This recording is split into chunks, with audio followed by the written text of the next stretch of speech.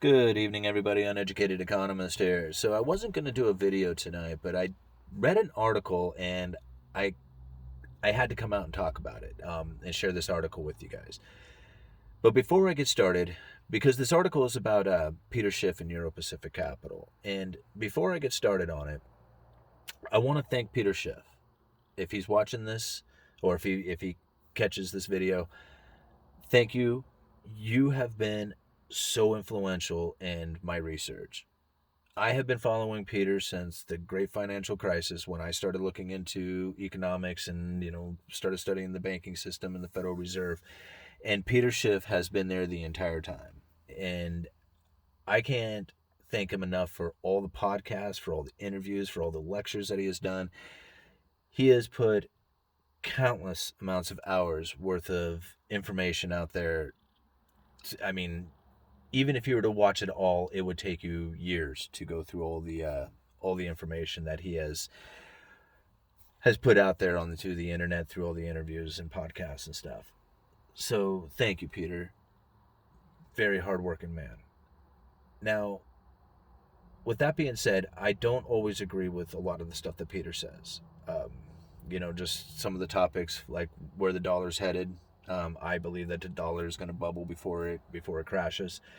I believe Bitcoin is going to be a viable currency in the future. I mean, there's just certain things that Peter Schiff and I disagree with, and it's not necessarily like a disagree. I just have a different view of it. And what do I know? I don't have $100 million like Peter Schiff does, but it's just some of the things that you agree and disagree with. I look at things a little differently because I see Peter Schiff as a salesman, and maybe it takes one to know one, but I see the sales tactics that he uses.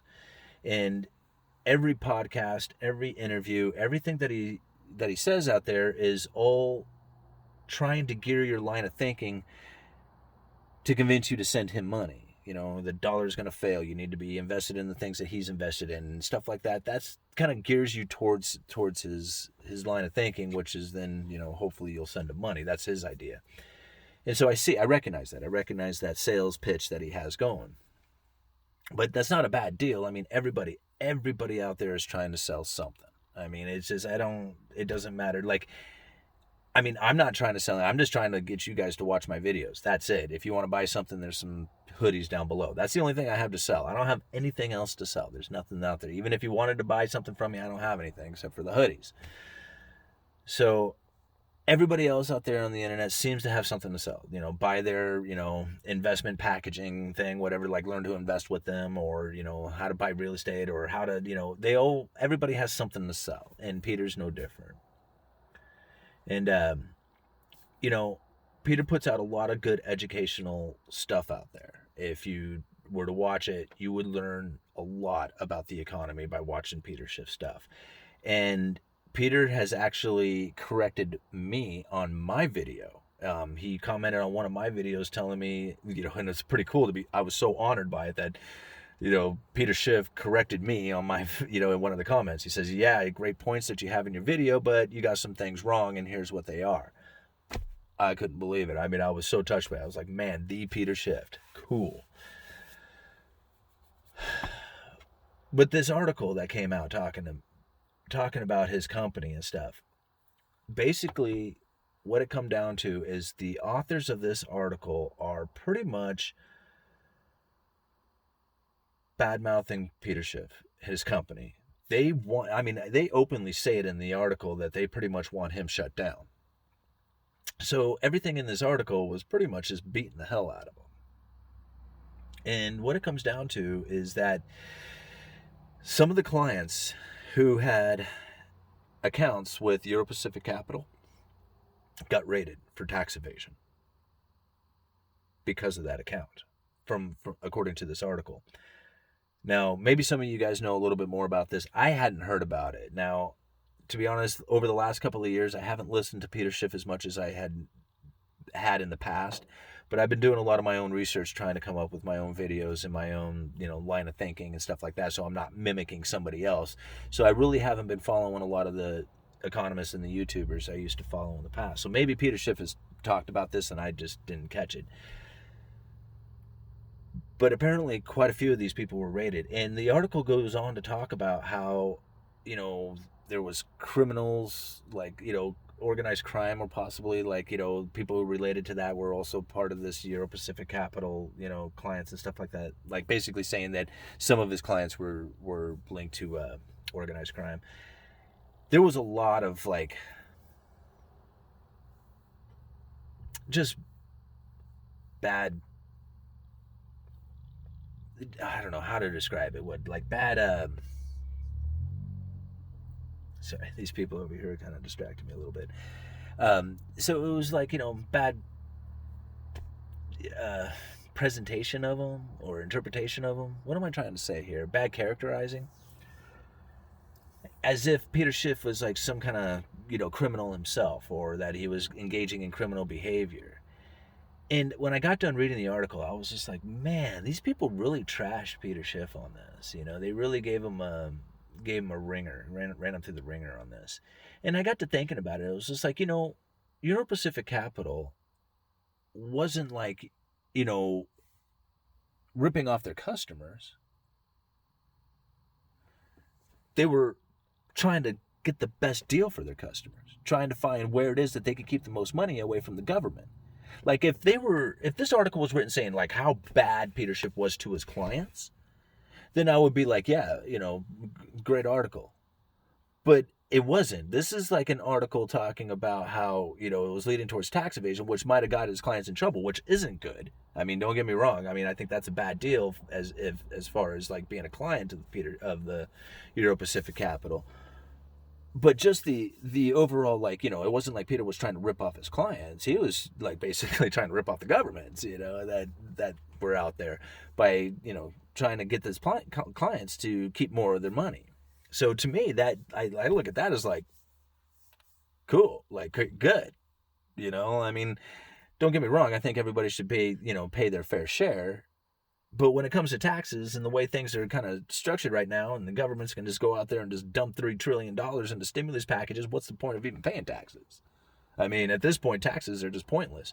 The only thing the taxes do is take your time from you. And that's all they're really doing, is taking your time when they tax you. So, you know, regardless of your belief on taxes or not, I mean, if you think that taxes are a good thing and people should pay more of them or whatever, I guess we can have a video and discuss that part of things. But what I was more curious about is like how it was that EuroPacific Capital was screwing their clients and they weren't. And that was pretty obvious that EuroPacific Capital was trying to look after their clients. As far as their criminal behavior, just look at some of these banks out there, some of these big banks, and all the criminal behavior that they actually gear into. And I mean, I don't know how many articles I find every year on Wells Fargo screwing their customers, their clients. All these big banks are constantly doing that. And nobody seems to really care. I mean, it's like, you know, those guys get to stay in business. These authors want EuroPacific Capital shut down. Do they want Wells Fargo shut down? They want JP Morgan shut down for all the manipulation in silver markets and everything else that they've done? I mean, I don't know. Maybe they did. I didn't see those articles. Perhaps they do have articles out there on that. Maybe I shouldn't make these accusations or assume that they don't. But I'm assuming they don't. And then I think about the government. Well, maybe they should get their taxes. Okay, yeah, maybe they should. Okay. They do deserve their taxes. But then I think about Madoff. Remember Madoff, Bernie Madoff? This guy was like, you know, before he was busted for doing his Ponzi scheme, he was like considered like the investment guru of all investment people out there. I don't know how many times I heard people say, like, you know, right as when he was getting busted, about how like they got in investing with Bernie because everybody was making lots of money, and people were telling these stories about how they made millions of dollars invested with Bernie Madoff. Right? Everybody was throwing their money at Bernie. You know who benefited the most from all that?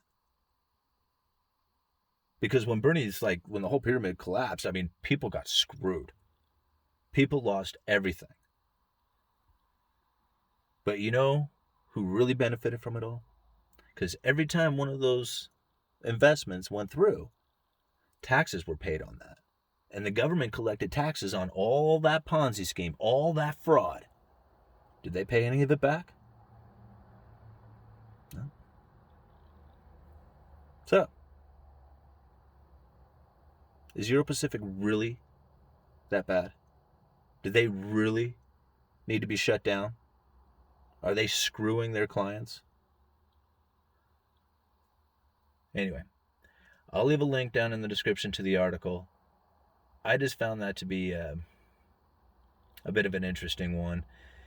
And I don't necessarily agree with these authors in their feelings. I mean, they have every right to feel the way they do. I mean, it's their opinion. But to say that they want EuroPacific Capital shut down for this, when they're really ultimately looking out for the best interests of their clients, and I am assuming that Peter Schiff probably found loopholes, inside of the regulations, and that's probably where he probably didn't do anything wrong. It's just that he ended up annoying the piss out of all these people because he was able to work around their systems. I'm just assuming something like that. Anyway, you guys let me know. Uneducated Economist. We'll talk to you later.